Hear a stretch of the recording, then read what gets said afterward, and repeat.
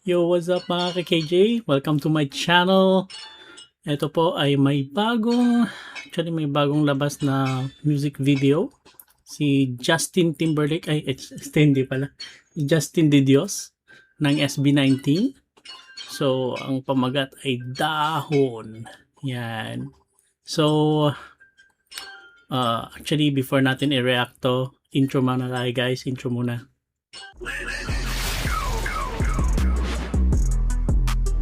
Welcome to my channel.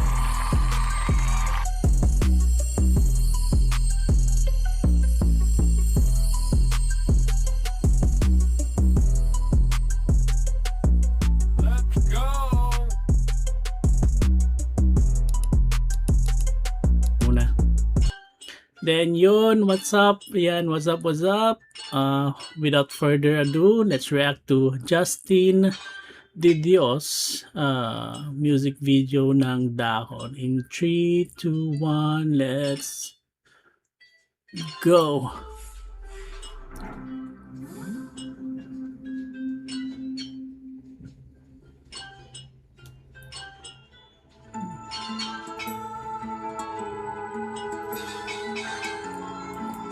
Wow.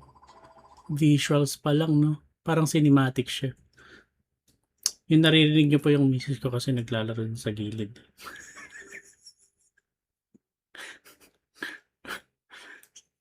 Okay, sige. Tuloy natin. Very artistic talaga siya, no? Wow, animation. So, ano pang music video niya dun sa ano? Na may animation din? Hanggang sa huli yun nun, Han? Hindi niyo daw alam. So, parang hanggang sa huli yata. So, kaibigan, for what I know, actually, kaibigan niya yata is an artist. I forgot the name. Pero siya rin sa hanggang sa huli. So, let's continue, guys.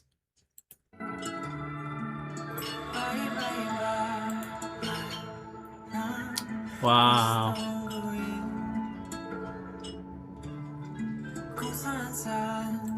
Kasing pogi ko si no? Justin na, Han. Joke lang. Baka magsialisan kayo, ha? Joke lang. Okay, continue.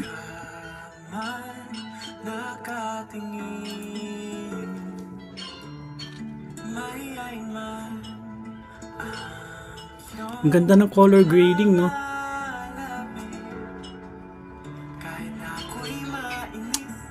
Ano kayong template na ito? Makahingi nga.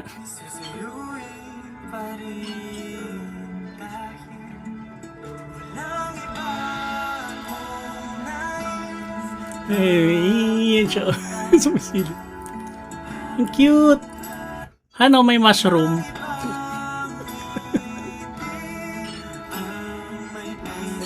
Kaya concentrate muna tayo sa music, guys.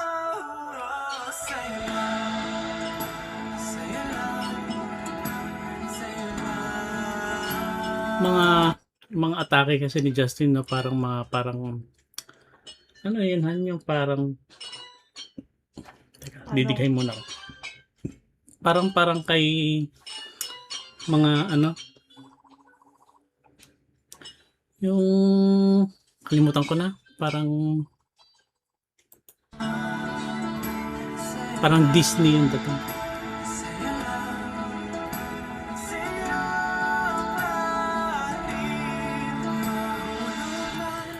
Ano to, katuloy ba nito nung dating music video niya?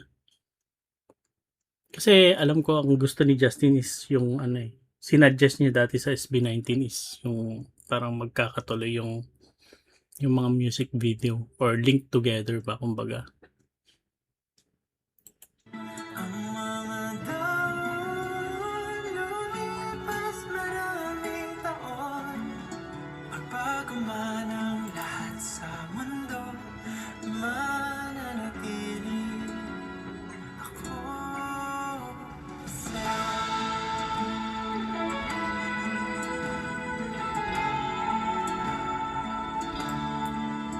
Galing.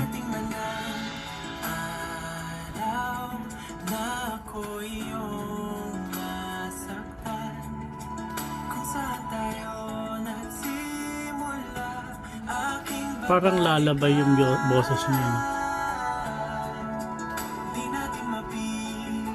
Cute na character.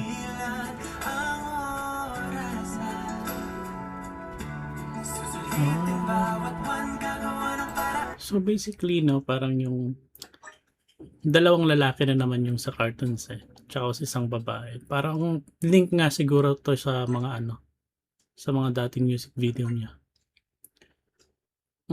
Maybe. Or maybe not.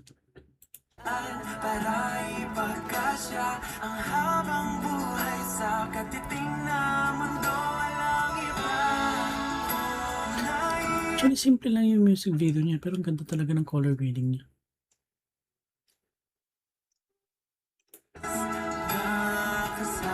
Monitor din kasi.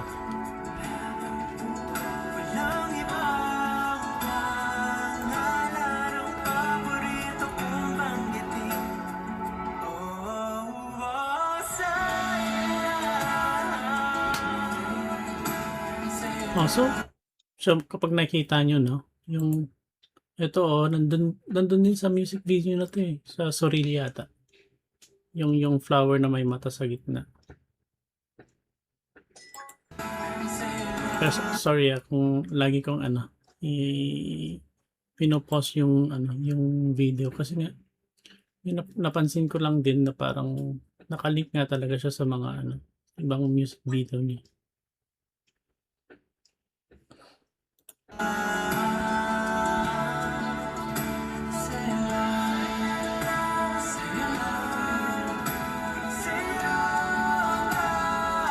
Sino ba nag-compose nito? Si Maki ba? Comment nyo na lang guys sa comment section. Let's discuss.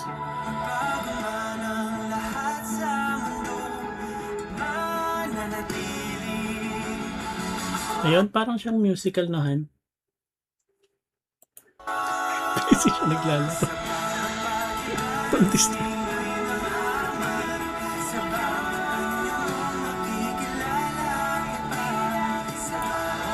Cute.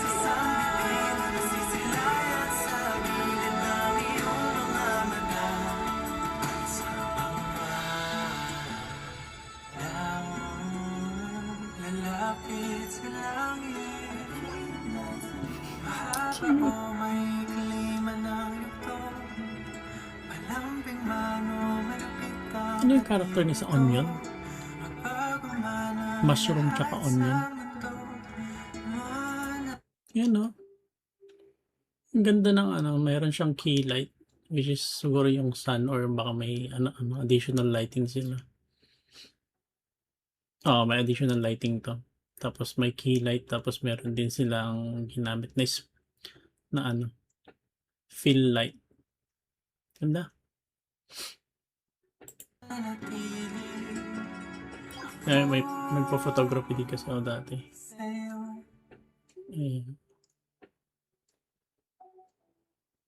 Teka. Wait.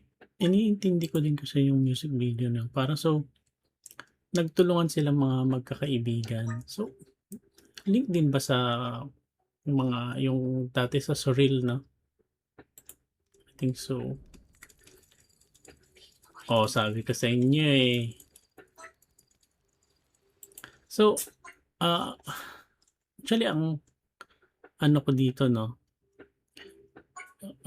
Correct me if I'm wrong. So, ang analyzation, tama ba yung word ko?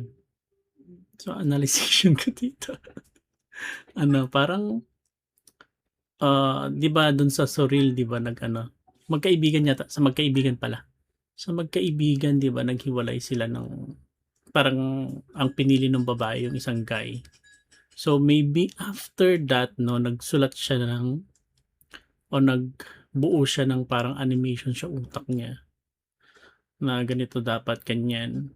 Pero in the end, hindi nangyari. So, I think here parang sinunog niya eh. Diba? So, basically, in his mind, no, parang ito yung gusto niya mangyari dun sa mga kaibigan niya na parang kahit alam niya na may gusto yung lalaki dun sa yung babae dun sa kaibigan niya is parang magiging maayos ang lahat. Pero in the end of the day, hindi naging siguro maayos. That's why he's crying, no? And then, all the things na inakala niya na mangyayari is hindi nangyari. So, sinunog na lang niya. So, maybe, yan. So, yun lang. So, may konting analyzation. Misis ko talaga busy pa rin doon. So, guys, comment below kung ano yung mga pagkakaalam nyo dun sa music video, kung na-analyze nyo in your own perspective. So, yan guys. Wala akong masabi. So, basically, Justin is an artist. So, basically, hindi naman natating may ikakaila na artist siya. So, different, no? Iba-iba yung atake nila. So, kay Feli, kay Pablo, and then kay Justin, iba-iba yung atake sa kanilang lahat, pati kay Stel. And then, let's see kung sino ba yung nag-compose. Kasi ang pagkakailan ko si Maki. Si Maki ba? So, let's go. So, of course, songwriters. Wow. Songwriters ang dami. So, Pablo, Josh. Si Josh din si Stel tsaka si Ken. Wow. Steve tsaka si Justin. Then Aristotle. Si Kuya Aristo. Joke lang. So, Aristotle si Kuya ko. Composer. Sinang Aristotle? Polisco. Rad Kids yung nag-produce. So, mixing. Choreographer. Wala namang sayaw to. Anyway. Baka meron.